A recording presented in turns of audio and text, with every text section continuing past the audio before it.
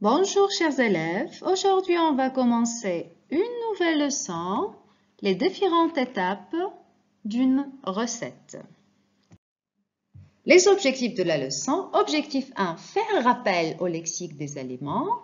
Objectif 2, identifier les différentes étapes d'une recette en appliquant l'impératif. Et troisième objectif, indiquer un enchaînement d'idées à travers les connecteurs logiques. On va commencer. Donc, pour cuisiner, il faut des ingrédients, aussi des ustensiles et des équipements ménagers. Pour effectuer une bonne recette, il nous faut des ingrédients. Et pour avoir ces ingrédients, il faut faire les courses au supermarché. Par exemple, on va faire un petit rappel aux produits alimentaires tels que de la viande et des volailles, du sucre, du sel, du lait, de la farine, du fromage, des œufs, de l'huile, des légumes, des fruits, des épices et enfin du beurre, etc., etc. Et pour cuisiner, il nous faut des ustensiles et des équipements ménagers. Donc, les ustensiles et les équipements ménagers, tels que une cuillère, excellent, on a vu ça dans la leçon aller dans un restaurant, très bien, une cuillère. Un couteau, très bien. Une spatule pour mélanger. Un fouet. Un pinceau.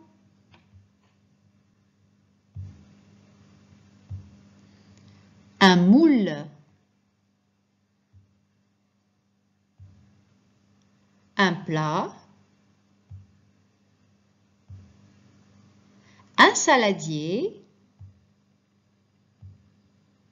Un verre doseur.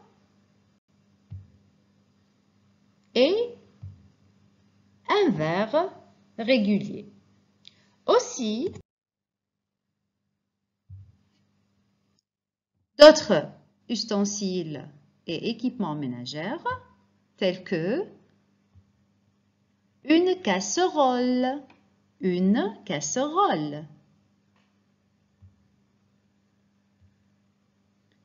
un rouleau à pâtisserie,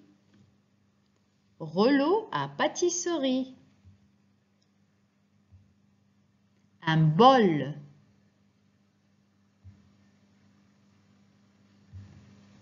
un éplucheur,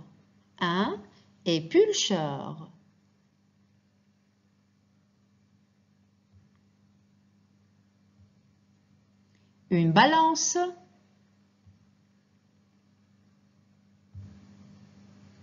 une passoire,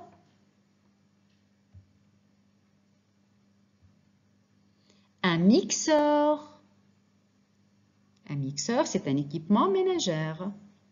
Oui. Un four et enfin une poêle. Maintenant, pour indiquer les étapes d'une recette, linguistiquement, il faut employer les verbes à l'impératif. Donc, il faut employer les verbes à l'impératif.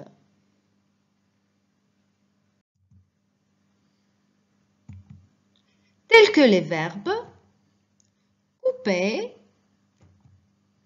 verser, ajouter,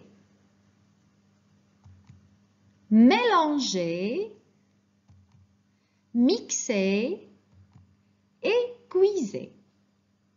Donc, ce sont des verbes à l'impératif, sous forme des ordres, des instructions.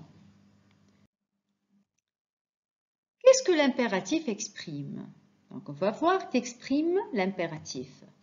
L'impératif s'utilise pour donner un ordre, comme j'ai dit, exprimer un conseil ou pour interdire. Ne fais pas ça.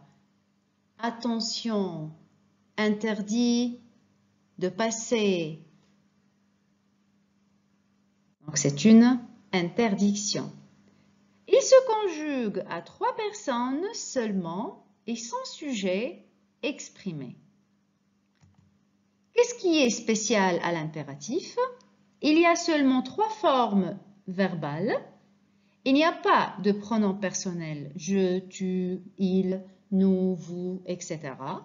Souvent identique à l'indicatif présent, je, nous, vous. Donc, on va voir comment on utilise l'impératif. Le mode impératif s'utilise quand on donne des ordres, des conseils. Donc, quand on donne des ordres ou des conseils, on utilise l'impératif. Exemple, verse la farine, mettons du beurre, ajoutez les œufs. Lorsque je dis verse, un ordre, lorsque je parle à une personne, je dis verse. Lorsque je parle à une personne, à moi et à une autre personne, on dit mettons du beurre, mettons du beurre. Et dernier verbe, ajouter les œufs.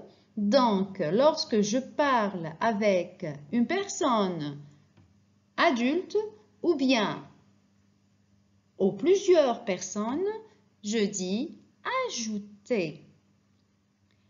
Voyons ensemble le tableau de l'impératif. Donc, vous voyez, la première colonne, ce sont les verbes à l'infinitif. Deuxième colonne, les verbes conjugués lorsque je m'adresse ou bien je parle à une personne. Troisième colonne, comment se transforment ces verbes lorsque je parle à moi et à une autre personne. Et la dernière colonne, comment ces verbes se transforment lorsque je parle à un adulte ou plusieurs personnes. Donc, on commence par le premier verbe, c'est verser.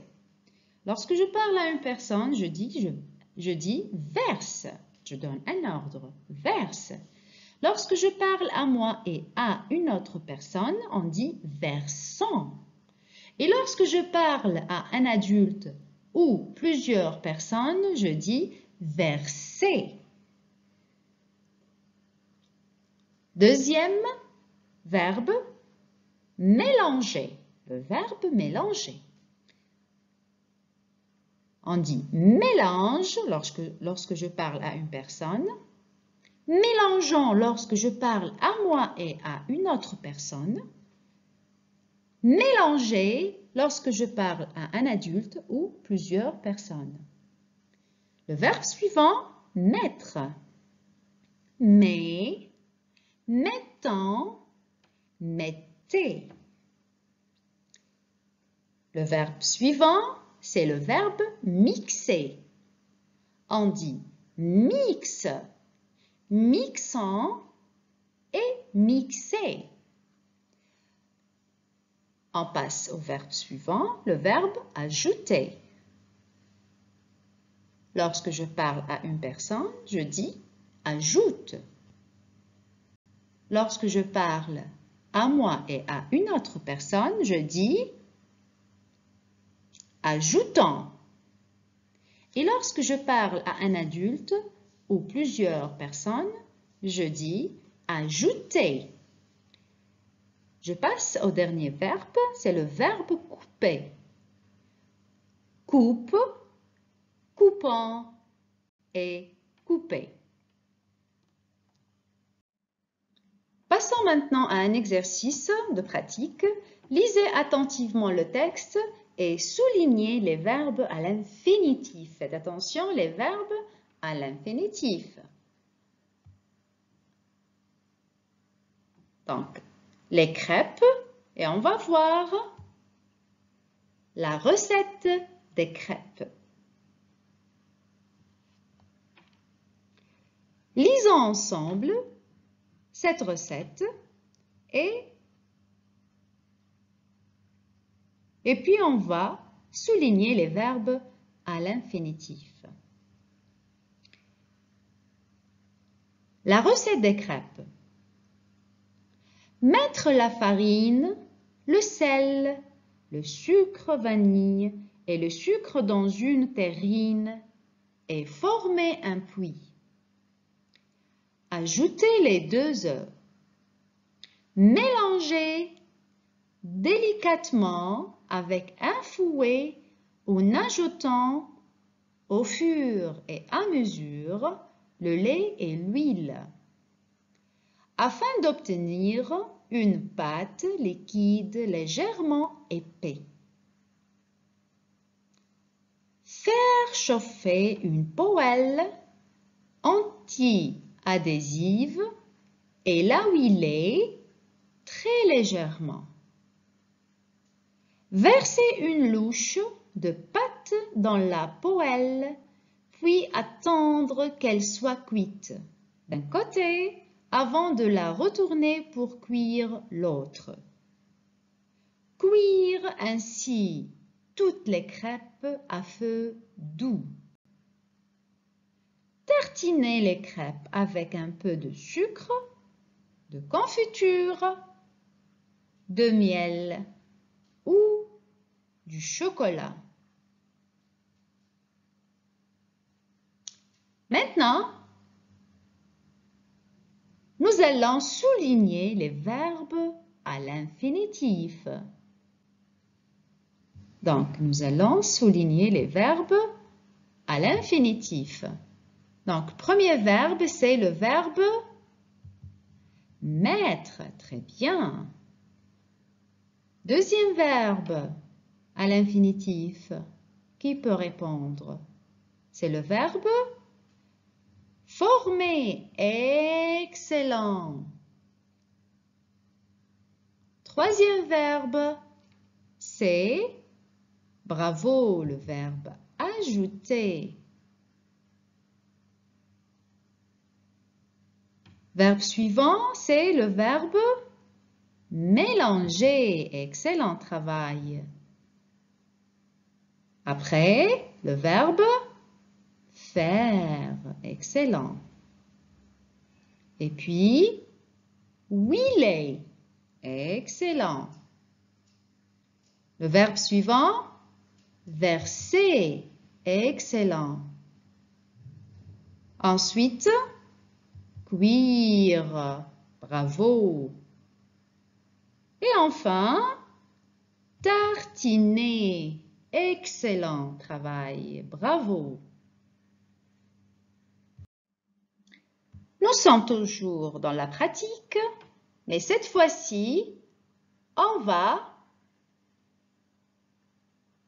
réécrire la recette en mettant les verbes à l'impératif présent. Donc, on va travailler sur la même recette, c'est la recette des crêpes, et on va transformer les verbes à l'infinitif au verbe à l'impératif présent. Je vous donne un petit moment pour faire l'exercice et puis on va partager la réponse ensemble.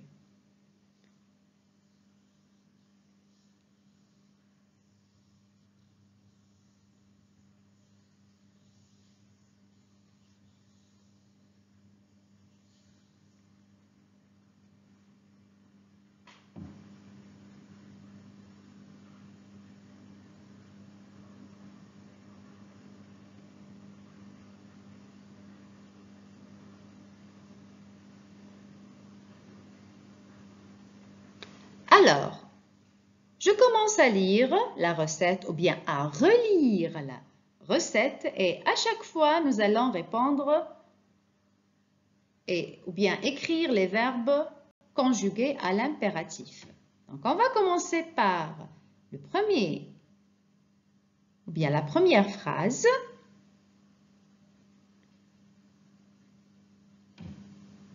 Donc, on commence par, faites attention à l'impératif. Excellent, mettez la farine dans une terrine. Mettez la farine dans une terrine et puis, allez, quel verbe? Et, bravo, former un puits. Très bien donc, former un puits. Troisième verbe.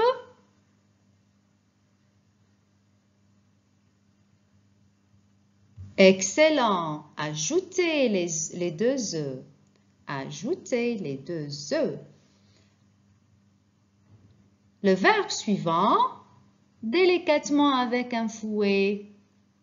Qu'est-ce qu'on écrit? Mélanger, très bien. Mélanger délicatement avec un fouet en ajoutant au fur et à mesure le lait et l'huile, afin d'obtenir une pâte liquide légèrement épais. Verbe suivant, chauffer une poêle. Allez, quel verbe? À l'impératif. Bravo, faites chauffer une poêle. Excellent. Anti-adhésif et là, très légèrement. Et là, huilé. Excellent. Il a huilé. Bravo. Le verbe suivant, une louche de pâte dans la poêle. Quel verbe? Bravo. Verser une louche. Donc, vous voyez le verbe conjugué à l'impératif. Verser une louche de pâte dans la poêle, puis attendre qu'elle soit cuite d'un côté avant de la retourner pour cuire l'autre. Le verbe suivant, c'est « ainsi toutes les crêpes à feu doux ». Qu'est-ce que je fais à toutes les crêpes? Bravo, cuisez, excellent, cuisez ainsi toutes les crêpes à feu doux. Et le dernier verbe, c'est tartiner, excellent. Tartiner les crêpes avec un peu de sucre, de la confiture, de miel ou du chocolat. Très bien, excellent travail. Donc, comme vous avez vu, on a effectué les étapes d'une recette, mais il nous manque quelque chose. Il nous manque les connecteurs logiques. Les connecteurs logiques pour lier nos idées. Donc, les connecteurs logiques servent à articuler vos idées, aussi à marquer les relations entre les idées et la personne qui parle.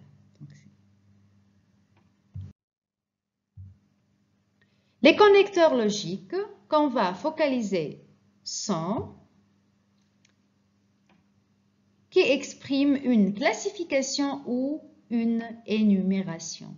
Donc, tel que, on va voir les exemples, tel que d'abord, tout d'abord, en premier lieu, premièrement, en deuxième lieu, en second lieu, deuxièmement, après, ensuite, de plus, quant à, en troisième lieu, puis en dernier lieu, pour conclure et enfin. On va passer à la pratique. Dire quels sont les connecteurs logiques qu'on utilise pour faire les muffins. Donc, voici la recette de muffins. Donc, l'opération, les étapes pour faire les muffins, il y en a 5 étapes. Donc, il nous faut 5 connecteurs logiques. Qui peut me dire quels sont ces connecteurs logiques?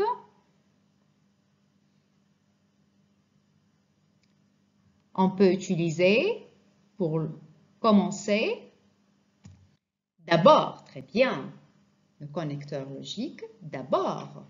Aussi, on peut utiliser puis, excellent. Troisième connecteur, on peut utiliser ensuite, excellent. Et quatrième connecteur, après, bravo. Et le dernier connecteur, c'est automatiquement enfin. Donc, maintenant, on passe à la rédaction ou bien à la classification et nous sommes encore dans la pratique. Donc, mais cette fois-ci, vous allez mettre les connecteurs logiques à la préparation du muffin au chocolat. Alors, donc, on commence par, comme on a dit, d'abord, excellent. D'abord, dans un saladier, mélangez la farine, la levure, le chocolat, le sucre et une pincée de sel. Excellent. Deuxième, on a dit. Puis, excellent. Puis, dans un autre saladier, battre au fouet le lait, l'huile, l'œuf. Ajouter au mélange un demi des pépites de chocolat. Très bien. Troisième, on a dit, on utilise le connecteur. Ensuite, excellent. Ensuite, ajoutez cette préparation aux poudres jusqu'à l'obtention d'une pâte homogène. Excellent. Et après, voilà, après, et la quatrième étape, répartir le mélange dans les alvéoles du moule à muffin, saupoudrer du reste des pépites. Et enfin, la cinquième étape et la dernière étape, faire cuire 20 à 22 minutes dans un four préchauffé, température 180 degrés. Donc, vous voyez comment j'ai classé ou bien j'ai écrit les connecteurs logiques dans ma recette.